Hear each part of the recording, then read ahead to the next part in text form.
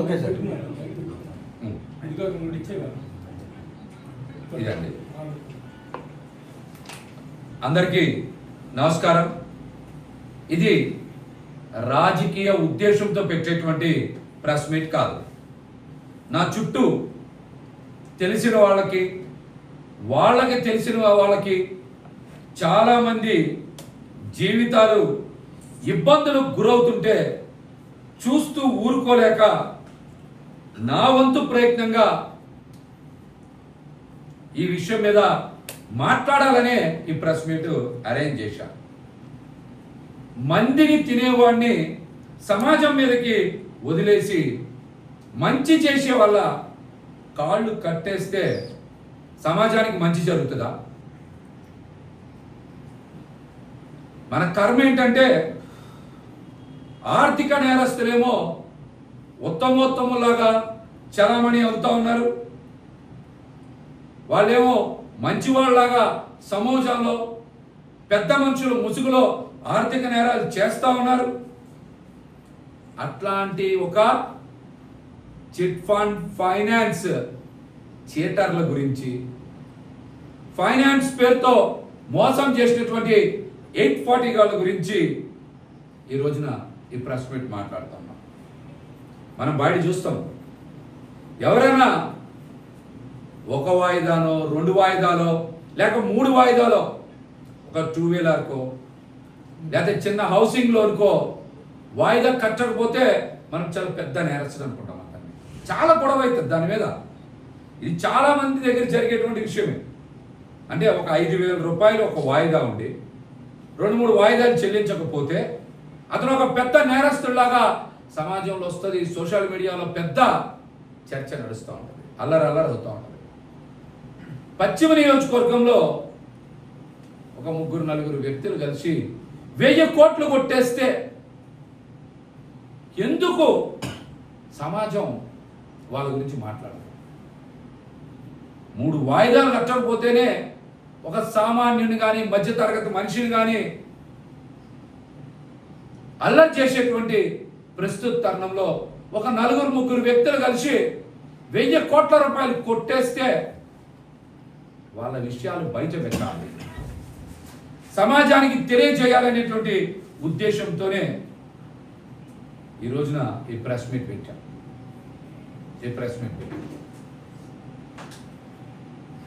పశ్చిమ నియోజకవర్గంలో ఆర్థిక కుంభకోణాలు చేసే వ్యక్తులు పెరిగిపోతా ఉన్నారు. పెద్ద మనుషుల ముసుగులో వాళ్ళు చలామణి అవుతా ఉన్నారు. చిట్ ఫండ్ ఫైనాన్స్ ఇన్వెస్ట్మెంట్స్ పేరుతో 100 కోట్ల రూపాయలు మోసం చేస్తూ ఉన్నారు.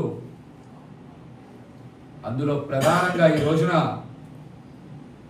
కోరపాటి వెంకట సత్యనారాయణ, కోరపాటి సత్యం అనేటువంటి వ్యక్తి వస్త్రలతలో వ్యాపారస్తుడిగా ఉంటూ 150 కోట్ల రూపాయలు ఈ రోజున చిట్స్ వేసిన వాళ్ళకి, డిపాజిట్దారులకి, ఖాతాదారులకి ఎగ్గొట్టి ఐపీ పెట్టే దిశగా ముందుకెళ్తా ఉన్నాడు. కాబట్టి ప్రెస్ మీట్ అరేంజ్ చేశాం. కోరపాటి సత్యనారాయణ, అతని పేరు సత్యం, వస్త్రలతలో షాప్ ఉంది. అక్కడే బేస్ చేసుకుని చిట్స్ ఫైనాన్స్ డిపాజిట్ దారుల్ని 150 కోట్ల రూపాయలు ఎగ్గొట్టి ఈ రోజున ఐపీ పెట్టేటువంటి ప్రయత్నం చేస్తా ఉన్నారు. ఇందులో 400 మందికి పైగా చీటీలు వేసినటువంటి కుటుంబాలు, ఒక 200 మంది డిపాజిట్ దారులు అంటే డబ్బులు ఇచ్చినటువంటి వ్యక్తులు. చీటీలు డిపాజిట్లు వెరసి 150 కోట్ల రూపాయలు. ఎవరన్నా వెళ్ళి డబ్బులు అడుగుతూ ఉంటే వారికి డబ్బులు ఇవ్వకుండా వాళ్ళు ఏదో రకంగా బ్లాక్మెయిలింగ్ చేస్తూ డబ్బులు చెల్లించకుండా నానా ఇబ్బందులు పెడుతూ ఇతను మాత్రం కరోనా లాంటి విపత్కర సమయంలో కూడా 15-20 కోట్ల రూపాయల డబ్బులతో పీవీపీ మాల్స్ అందులో కమర్షియల్ కాంప్లెక్స్ కొన్నమాట నిజం. ఇంతవరకు రిజిస్టర్ కాలేదు కాబట్టి పీవీపీ మాల్స్ అందులో కొత్తగా కమర్షియల్ కాంప్లెక్స్ నిర్మాణం చేస్తూ ఉన్నారు. అక్కడ 15-20 కోట్ల రూపాయలతో కమర్షియల్ కాంప్లెక్స్ కొన్నారు. కరోనా లాంటి టైంలో మనకు తెలుసు కదా, 1000 రూపాయలు కూడా చాలా ఇబ్బంది పడ్డాం. కానీ ఇతను మాత్రం 15-20 కోట్ల రూపాయలతో కమర్షియల్ కాంప్లెక్స్ కొనుగోలు చేశాడు. మరి ఇతని పేరు మీద పెద్ద ఎత్తున ఆస్తులు ఉన్నాయి.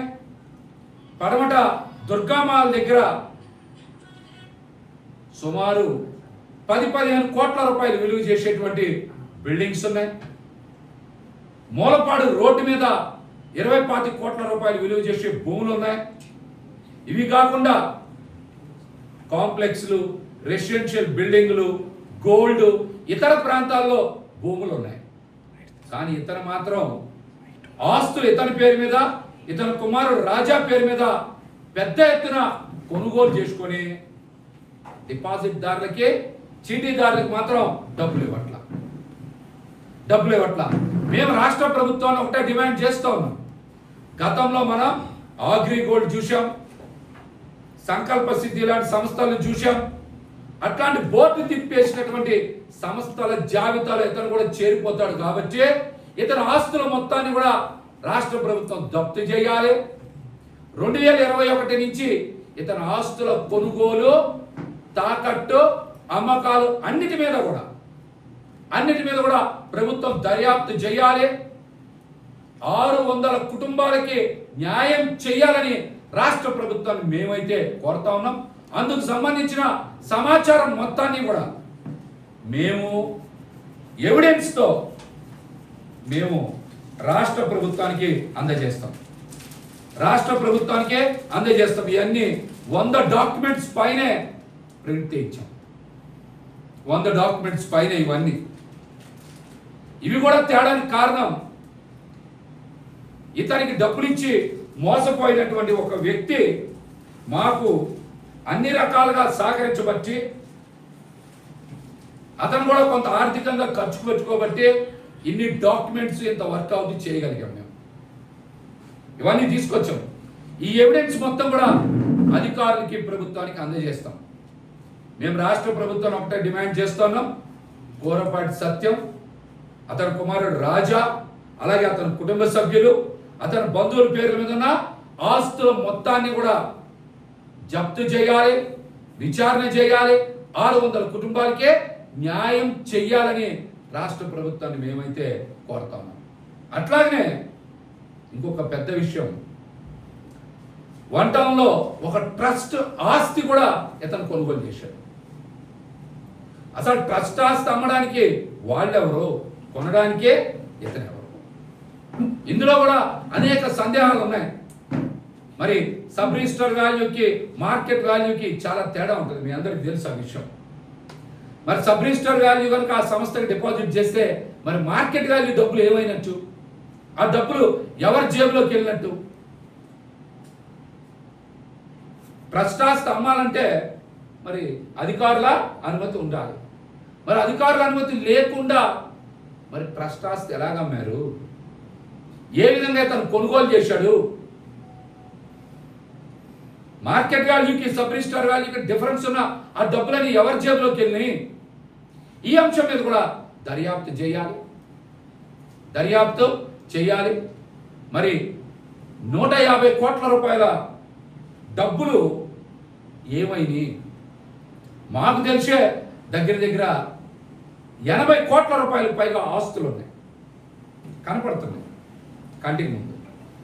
ఇప్పుడు కూడా ఉన్నాయి, ఆస్తులు ఉన్నాయి. ఇవి కాకుండా మేము కొంతవరకే సమాచారం తెచ్చామనుకున్నాం. ఇంకా వేరే ఊళ్ళల్లో, వేరే జిల్లాల్లో కూడా ఇతని బినామీ పేర్ల మీద ఆస్తులు పెట్టారని, బంగారం, వెండి విపరీతంగా దాచారని పెద్ద ఎత్తున మరి పైకైతే అందరూ మాట్లాడుతాం. ఈ అంశాల మీద దర్యాప్తు చేయాలి. ఇతని దగ్గర పెద్ద ట్రిక్ ఏంటంటే, ఇతను కుమ్మక్కయ్యి కొంతమంది రాజకీయ నాయకులు, ఒక ఆడిటర్ సలహా మేరకు ఇతను ఏం చేశాడంటే కొంతమందితో కుమ్మక్కయ్యి 20 కోట్ల రూపాయల ఆస్తుల్ని 2 కోట్ల రూపాయలకే తనఖా పెట్టి వాళ్ళ పేరు మీద రిజిస్టర్డ్ తనఖా రాసి ఆస్తి నా దగ్గర లేదని చెప్తా ఉన్నాడు. మీరు ఆలోచించండి, 20 కోట్ల రూపాయల ఆస్తి 2 కోట్లకు తనఖా పెట్టి ఆస్తి తన దగ్గర లేదంటే అది అమ్మకం చేస్తే ఇవాళ కూడా 20 కోట్లు వస్తుంది. ఇవాళ కూడా 20 కోట్లు వస్తుంది. ఇబ్రహీంపట్నం సర్కిల్ దగ్గర ముందున్నాయి. మరి 20 కోట్ల రూపాయల ఆస్తి తీసుకొస్తే 150 కోట్లలో కనీసం ఒక 15 పైసలు 20 పైసలు ఆస్తుల మంది కన్నా డిపాజిట్ దానికి డబ్బులు చెల్లించవచ్చు కదా. పీవీపీ మాల్ దగ్గర ఉన్న ఆస్తులు అమ్మితేనే మరి 15-20 కోట్లు వస్తాయి కదా, మరి అవి డబ్బులు చెల్లించవచ్చు కదా. ఇవి కాకుండా దుర్గా మాల్ దగ్గర ఉన్న ఆస్తులు ఉంటే డబ్బులు చెల్లించవచ్చు కదా. ఇవి కాకుండా గొల్లపూడిలో కానీ భవానీపురంలో కానీ వన్ టౌన్లో కానీ ఉన్న పెద్ద ఎత్తున ఇళ్ళన్నీ కూడా రిలీజ్ చేస్తే డబ్బులు చెల్లించవచ్చు కదా. ఎందుకు చెల్లించట్లేదంటే ఆస్తులన్నీ కొట్టేయాలని ఇతను కొడుకు ఆస్తులన్నీ కొట్టేయాలని. ఇవంతా నడిపించేది కొంతమంది రాజకీయ నాయకులు, ఒక ఆడిటర్. 20 కోట్ల ఆస్తిని 2 కోట్లకి తనఖా పెట్టి ఆస్తి ఎవరికి రాకుండా చేసి వాళ్ళతో కొమ్మక్కయ్యి ఈ డబ్బులన్నీ కొట్టేయాలని, ప్రజలు ఎవరికి చెల్లించకూడదని, డిపాజిట్ దారులకి చిట్టు వాళ్ళు ఎవరికి కూడా చెల్లించకూడదు అనేటువంటి కుట్ర చేస్తూ ఉన్నారు. దీని మీద రాష్ట్ర ప్రభుత్వం విచారించాలి. మా దగ్గర ఉన్నటువంటి ప్రతి ఆధారాన్ని కూడా ప్రభుత్వానికి అందజేస్తాం. ఇది కాకుండా వాళ్ళ ఇంటికి వెళ్ళి ఎవరన్నా డబ్బులు అడిగితే మేము అప్పులు అడిగాం, డబ్బులు వస్తాయి ఇస్తామంటున్నారు. ఎలాగంటే ఒక 4 ఖాళీ స్టాంపులు చూపిస్తున్నారండి. అంతే. ఎవరికన్నా 4 స్టాంప్ పేపర్ మీద ఎవరన్నా 70-80 కోట్లు అప్పిస్తారండి? చెప్పండి. 4 స్టాంప్ పేపర్ మీద ఎవరన్నా 70-80 కోట్లు అప్పిస్తారా? ఇది కూడా కాకుండా చిట్స్ వాళ్ళు ఎవరన్నా డబ్బులు అడిగితే అసలు మా దగ్గర డబ్బులు లేవు, ఆరోగ్యమే మాకు బాగోట్లేదు, మీరే 1 లక్ష ఇస్తే మేము వైద్యం చేయించుకుంటామని తిరిగి ఇలా బ్లాక్మెయిల్ చేయడం. ప్రజలందరూ ఎందుకు భయపడుతున్నారంటే ఇతను ఏమైనా ఐపీ డిక్లేర్ చేసి ఏదైనా జరగరాంది జరిగితే మనం దాచుకున్న డబ్బులన్నీ పోతాయని ఆందోళనతో బయటకు రావట్లేదు చాలా మంది. లేదా ఇంకొంతమందిని ఎలా బ్లాక్మెయిల్ చేస్తున్నారంటే ఈ డబ్బులు నీకు ఎక్కడి అన్నారు. డబ్బులు వీళ్ళకి ఇస్తే ఒక 20 లక్షలు 25 లక్షలు ఇచ్చే వాళ్ళందరినీ వీళ్ళు బ్లాక్మెయిల్ ఎలా చేస్తారు? ఇది మీరు ఇచ్చేది బ్లాక్ అమౌంట్ కదా, వైట్ అమౌంట్ కాదు కదా, ఇన్కమ్ ట్యాక్స్ చూపించలేదు కదా అని ఎట్లా బ్లాక్మెయిల్ చేయడం. ఇంకో పద్ధతిలో డబ్బులు కొట్టేయడం, బ్లాక్మెయిల్ చేయడం.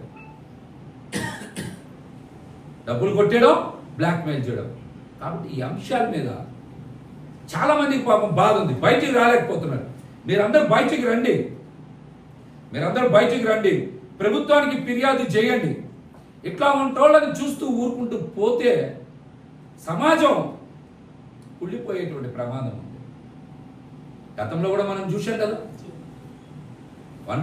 మరి గోల్డ్ మార్కెట్ దగ్గర ఒక వ్యక్తి చాలా లగ్జరీ లైఫ్ అనిపించినటువంటి వ్యక్తి, బంగారు కొట్టులో జైన్ సమాజానికి చెందినటువంటి వ్యక్తి దగ్గర 150 కోట్ల రూపాయలు కొట్టేసింది కూడా మనకి తెలుసు కదా. వాళ్ళేమో మోసాలు చేస్తారు, మరి అధికారంలో పార్టీలు మారుతూ ఉంటారు. మొదటేమో వైసీపీ అన్నారు, తర్వాత బీజేపీ అన్నారు, ఇప్పుడు టీడీపీ అంటా ఉన్నారు. మోసాలు చేసి ప్రజల్ని ఏమార్చి ప్రజల దగ్గర డబ్బులు కొట్టేయడానికి వాళ్ళు పార్టీలు మారుతూ ఉన్నారు. తెలుసు కదా, ఆ గోల్డ్ షాప్ యజమాని పేరు నేను చెప్పక్కర్లా, అందరికీ కూడా తెలుసు. ఏ రమణ గారు. ఇంకొక ఆయన మొన్నే చూసాం, ఒక దేవాదాయ శాఖకు చెందినటువంటి ట్రస్ట్ ఆస్తి 1 టౌన్లోనే కొట్టేసి బ్యాంక్ నుంచి 100 కోట్లు తెస్తే 200 కోట్లు అయిందంట. దాని మీద కూడా మేము దర్యాప్తు అంటే మేము కూడా ఎవిడెన్స్ కలెక్ట్ చేస్తున్నాం. అది కనుక మాకు కొద్దిగా ఎవిడెన్స్ కలెక్ట్ అయితే ఖచ్చితంగా ఆ డేటా బయట పెట్టే మాట్లాడతాం. 100 కోట్లు కొట్టేయడం ఏంటి? పశ్చిమ నియోజకవర్గంలో ఇట్లాంటి ఆర్థిక నేరస్తులు పెద్ద మనుషుల ముసుగులో చలామణి అవుతాం. గొర్రె కషాయుడిని నమ్మినట్టు వీళ్ళందరూ పోయి వాళ్ళకే 100 కోట్లు ఇస్తాం.